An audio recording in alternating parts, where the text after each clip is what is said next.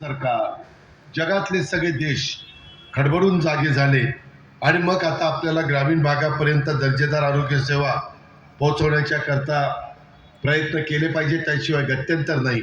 अक्षरशः ऑक्सिजन देण्याच्या करता आम्हाला फोन यायचे की दादा आता आमच्या इथला ऑक्सिजन संपलाय, लवकरात लवकर गाडी पाठवून द्या, ऑक्सिजनची गाडी पाठवा, अशा प्रकारची परिस्थिती, व्हेंटिलेटर पाठवा, जम्बो हॉस्पिटल करा, त्याच्यामध्ये आम्हाला सुविधा द्या, ॲम्ब्युलन्स द्या, हे अशा अनेक गोष्टी, रेमडेसिवीर इंजेक्शन द्या, अशा खूप काही गोष्टी आपण त्या ठिकाणी पाहिल्या.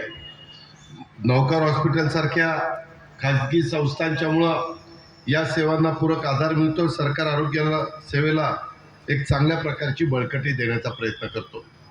आजच मला गेले काही दिवस आपल्या पुण्यामध्ये एक वेगळ्या प्रकारचा आजार आलेला आहे, जो दुर्मिळ आजार आहे, गियन बारे सिंड्रोम, ज्याला GBS अशा नावाने ओळखलं जातं. हाही आजार 24 संशयित रुग्ण आत्तापर्यंत आढळलेत. संख्या वाढतीये, पुण्यामध्ये पण संख्या वाढतीये. आणि आम्ही डॉक्टरांना विचारतो की बाबा काय, सहसा सध्या शहरामध्ये पसरलेल्या दुर्मिळ आजाराच्या परिस्थितीवर लक्ष ठेवून आपली पुणे महानगरपालिका काम करते, स्वयंसेवी संस्था काम करतायत, शीघ्र कृती दलाची आपण स्थापना केलेली आहे. त्याच्यामध्ये GBS हा एक दुर्मिळ आजार आहे.